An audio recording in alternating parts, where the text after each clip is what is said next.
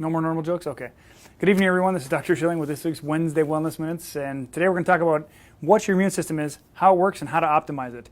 In this time we find ourselves in, obviously people are very afraid of their own shadow. And I don't mean that to make anyone feel awkward, but at the same time, what we're dealing with as far as pandemics go and social distancing and now shelter orders from governors and things like that, basically it's all based on the germ theory. And germ theories are based on the idea that bugs are a problem and that they're going to cause you to have a serious health challenge. Now, if you're immunocompromised and under stress, yes, you very much might have a serious complication from exposure to a coronavirus of some sort. On the other hand, if you understand that if you're not walking around afraid that something bad's going to happen, you're probably not going to have a suppressed immune system. But that's just one side note. So for those of you who don't understand what the immune system is, it's kind of this idea in the sky, like, oh, it's called nebulous. It's this uncertain, puffy, big idea that you're not really sure how to boil it down. So my goal for this is to help you understand some basic understandings, not to get too nerdy on it, just to give you some ideas. So, for example, you have immune cells that come out of your bones. Those are called B cells. You have the thymus gland on your sternum here. It's a lymphoid tissue. Those are called T cells. Okay. You have things like neutrophils for bacterial infections. You have eosinophils for parasites and things like that. Fighting cancers and things like that. So all these different things have a different function in your body. You have about 50 trillion cells in your body. So you have basically a colony of 50 trillion what are called sentient or individual cells that work together and somehow glue together, and now we feel like we're firm, hard mass, but even though we're just a bunch of cells put together. It's pretty phenomenal. Even within those cells, which are at the microscopic level, there are little communities of immune systems in there. So trying to understand the immune system from a global standpoint, it's quite overwhelming if you take a step back and look at it from a 20,000 foot view, but at the same time, if you understand that you have things like macrophages, which are like Pac-Man. Think of Pac-Man going through your bloodstream or in your lymphoid tissue, and your immune system identifies a rogue player in the system, and it sends the macrophage out there to eat up the parasite or the virus or the fungus or whatever it might be because it becomes imbalanced. Ultimately, your immune system is all about balance. If you have a balance, you know, your 50 trillion human cells are only 10% of your body because you have 500 trillion bacteria, molds, funguses, parasites, and viruses living in you and on you. Now, don't let that number scare you because that's a number you can't even comprehend, because 50 trillion is more than there are grains of sand on every beach in this planet and all the stars in the sky put together. So if you think of 500 trillion, that's an even bigger number, and you might get a little weirded out by thinking, how is my skin not crawling, and things like that. But most of them are serving us some type of function. So mold and fungus tend to eat dead debris.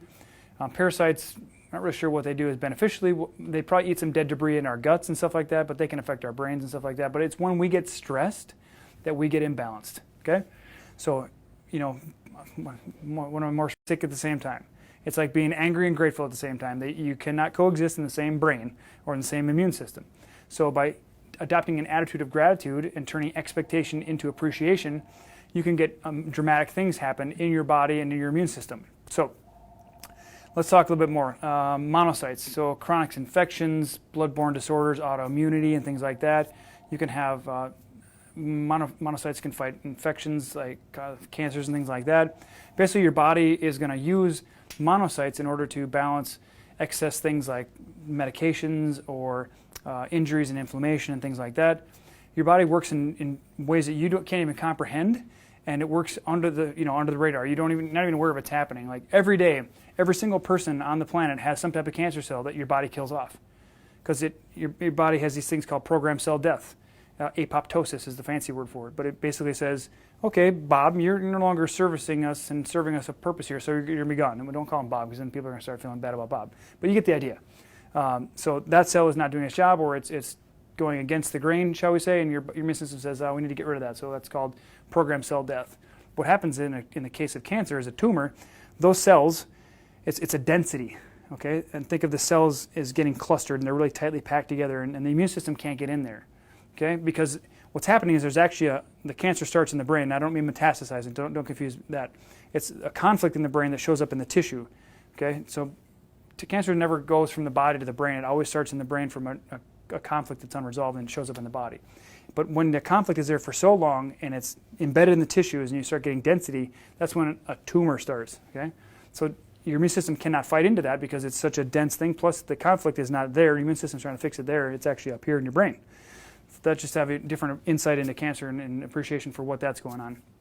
So let's see, lymphatic tissue. So if you don't know what your lymph is, if you popped a cork in here and started draining your blood out, you have just as much blood volume as you do lymphatic volume. Okay, so lymphatic tissue is like rivers, drainage systems in your body that carry dead tissues and lymph tissues and immune tissues from your body and bring them back to your liver to be processed and emptied out of your body. They pass through the spleen and things like that. But your lymphoid tissue, so think of your thymus, we talked about a second ago, your lymph nodes and your spleen, those are your main lymph tissues, lymphatic immune system, and it's basically the debris system. It's like think of it as the sewer system in your body, in part, not just your digestive system, but that's like the smaller little drainage ways. And what that does is that clears off debris.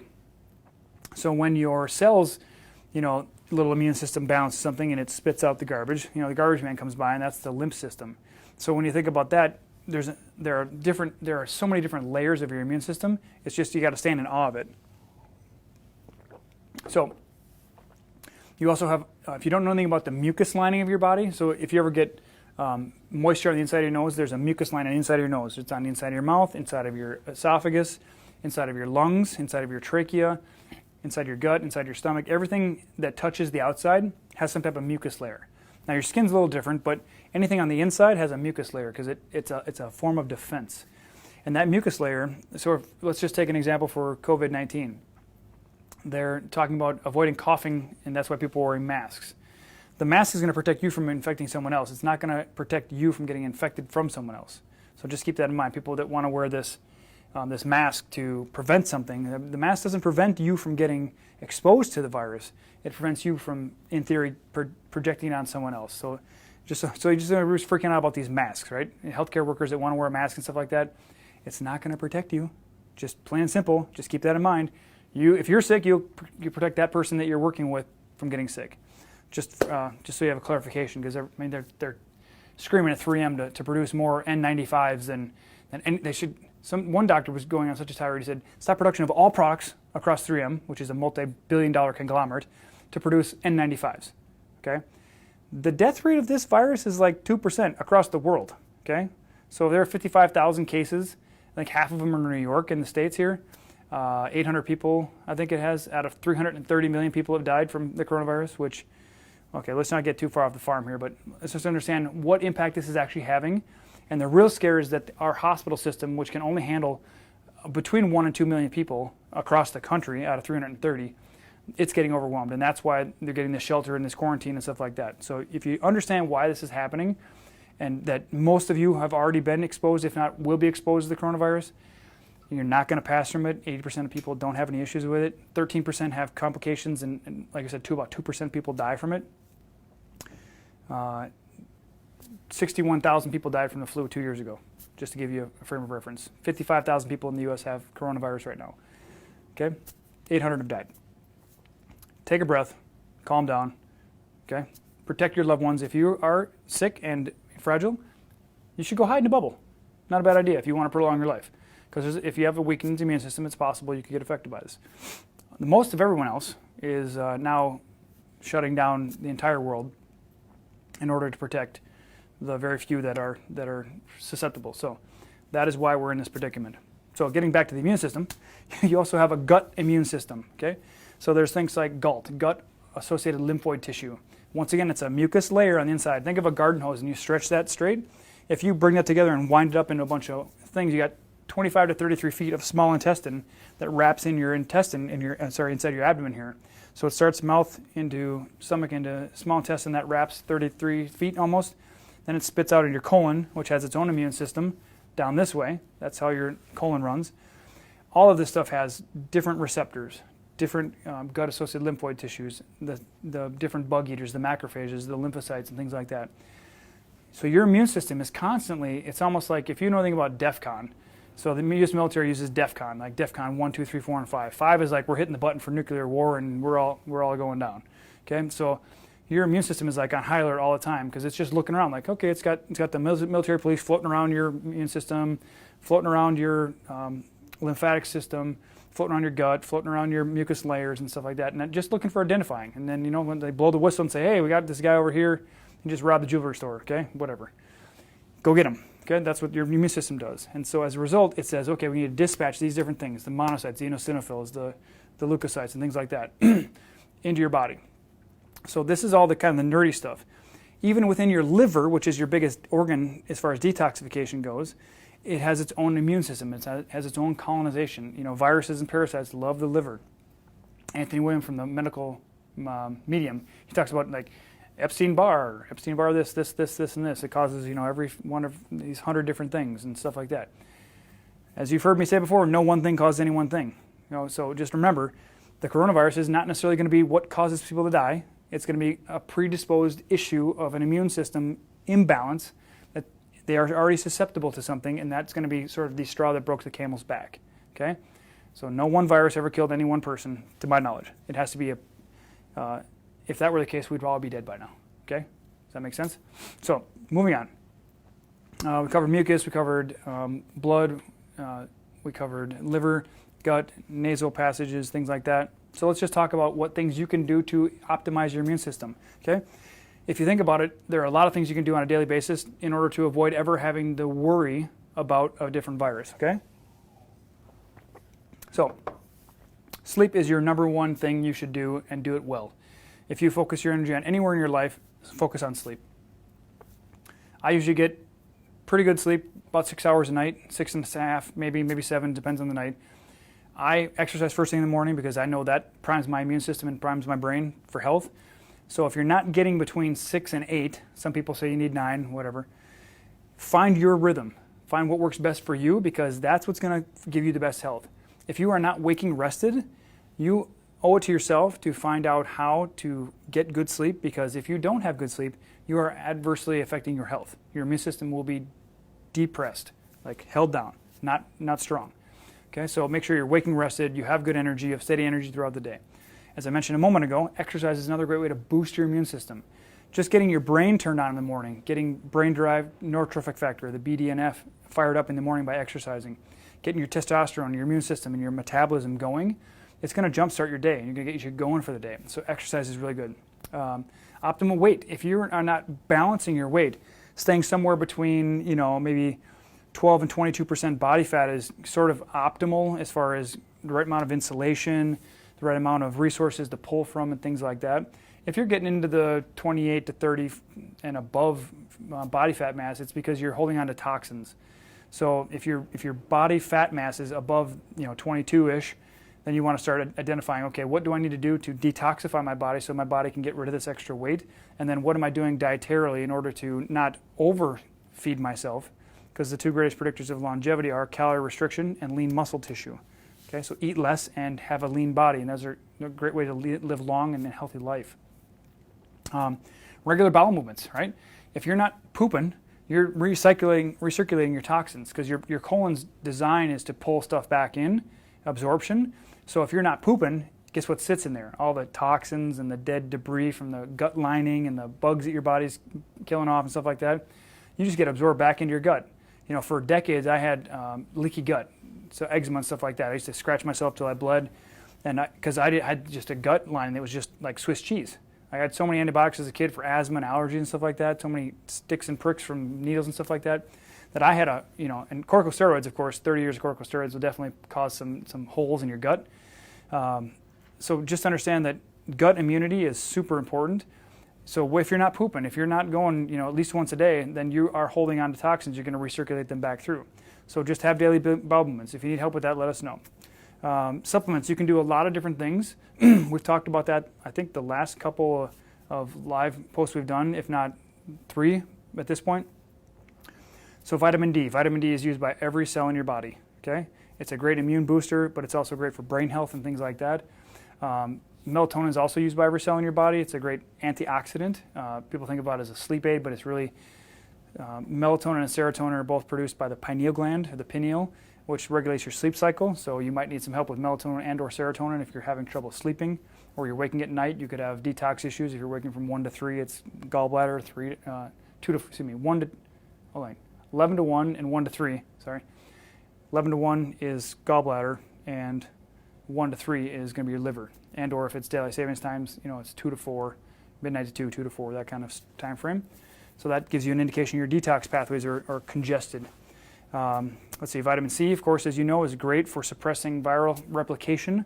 So are zinc and manganese and selenium, things like that.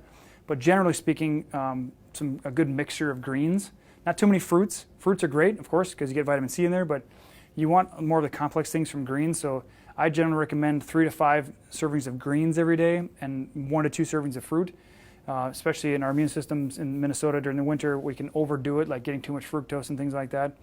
You want to get the high fiber ones like cherries, berries, and apples and stuff like that. Those are really good for you. Let's see, probiotics for gut health. If you have an imbalanced gut, so word of the wise though, if you take a probiotic and all of a sudden you get digestive symptoms that are getting worse instead of improving, that's most likely a result and an indication for you that you have SIBO, which is small intestinal bacterial overgrowth. Sometimes we can have head traumas or incompetent immune systems that some of our bacteria from our colon go backward into our small intestine. So that's where it's small intestine bacterial overgrowth, because we have more bacteria in our colon than we do in our small intestine. But if the colon bacteria gets into our small intestine, that can cause what's called SIBO. So if you take a probiotic and it makes your guts worse, that's an indication you probably have some type of SIBO imbalance, okay? Just keep that in the back of your head somewhere. B vitamins are fantastic. B vitamins support your adrenals. And think of your adrenals as like firefighters. As soon as your body has an issue, like in the spleen or somewhere else in the body, your body says, okay, we need to up our corticosteroids because we need to mobilize fuel and send the firefighters out. So B vitamins are great for supporting the adrenals, which is going to help your immune system stay strong. If you don't have competent adrenals, you do not have a competent immune system. Most people are walking around in a state of adrenal exhaustion at this point. The way I think of it is you're so wiped out, you're laying on the couch because you're resting, and somebody kicks in your front door like a home invasion, and you're like, whatever, I can't do anything anyway. That literally, if you don't have adrenals, you can't do anything as far as mounting a response. Some people say, oh yeah, you know what, I never get sick. And yet they smoke, and they have atrocious sleep, and they eat like garbage. And they're like, I never get sick.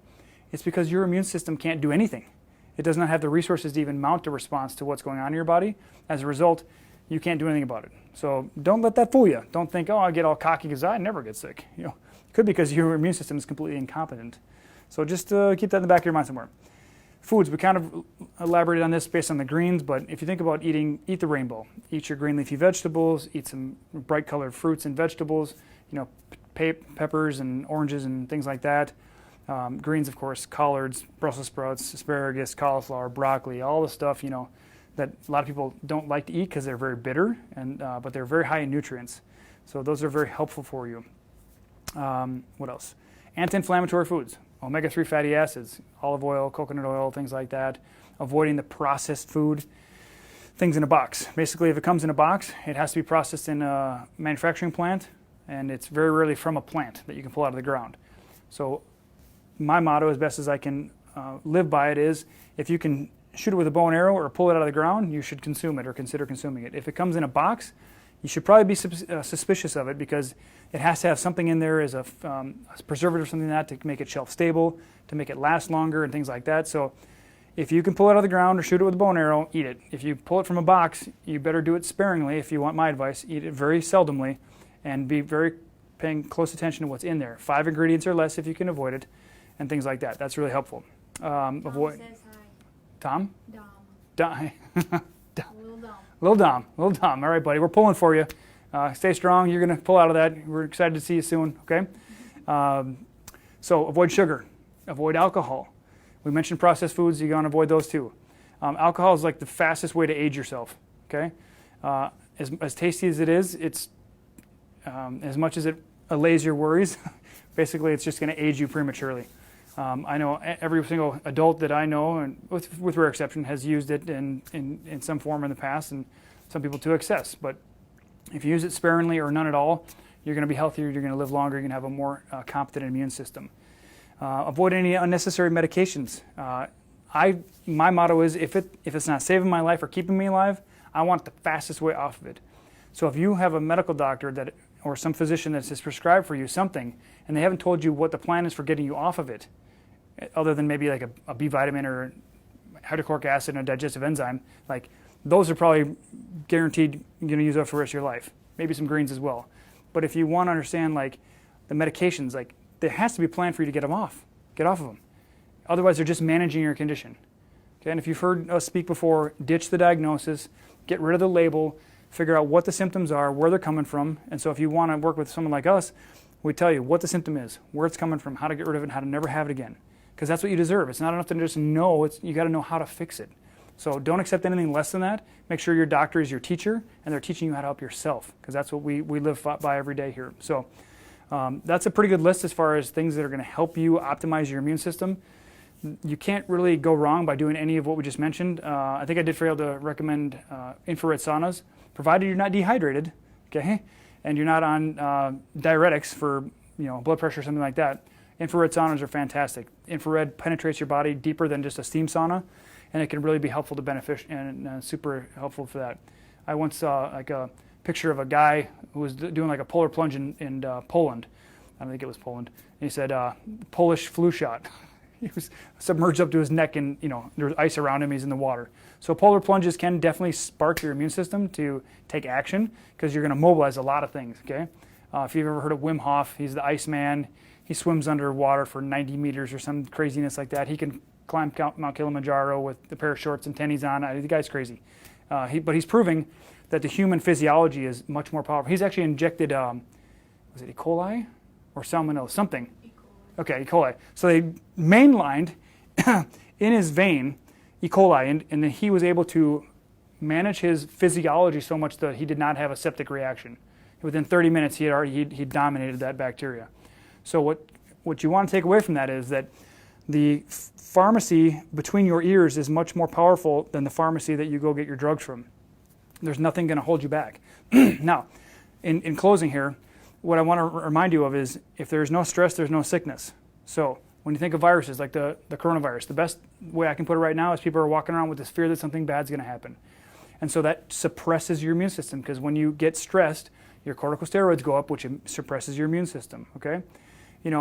Parasites are typically about feeling neglected, feeling unwanted. It can be dirty attacks and things like that.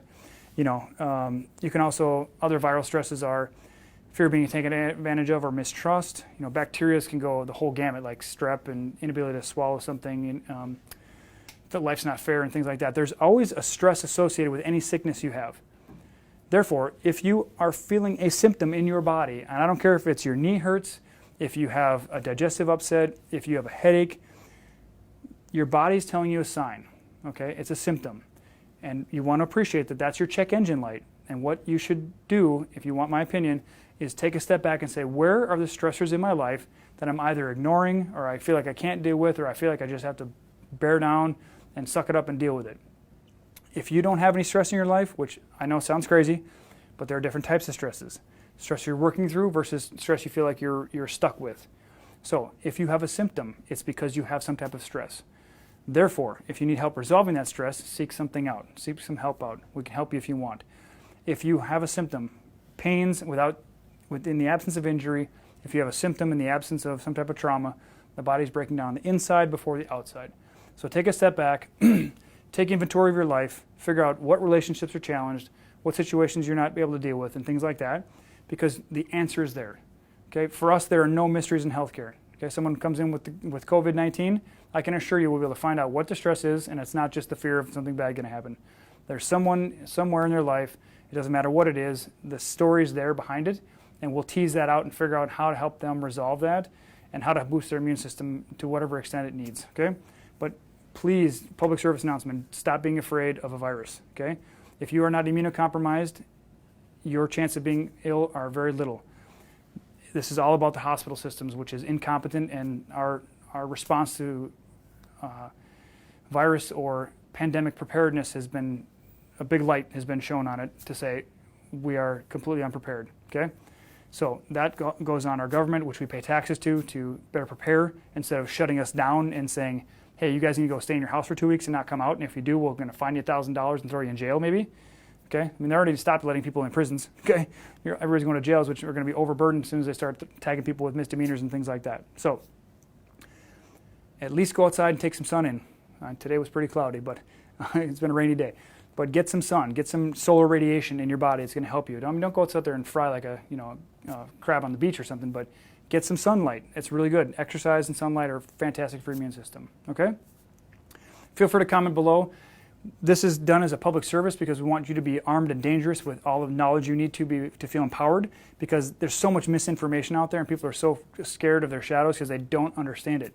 If you haven't watched the previous 2 or 3 videos we've done as far as lives, I tried to dispel the myths and help you understand what the myths are and how to protect yourself and how to optimize your immune system. That's why we keep doing this, so you can understand, like, oh, there's simple things I can do on a daily basis in order to help myself and protect my family. Because when you do it together, everybody succeeds, okay? So let us know how we can help. Let us know what information you're desiring. Post your comment below, because I guarantee if you have a question, a concern, a thought, an idea, 1,000 other people do, okay? Or 1,000,000, whichever, okay? At this point, we'll sign off for this evening. We'll look forward to seeing you next week for the Wednesday Wellness Minutes, and let us know how we can help you, all right? Take care. Bye-bye.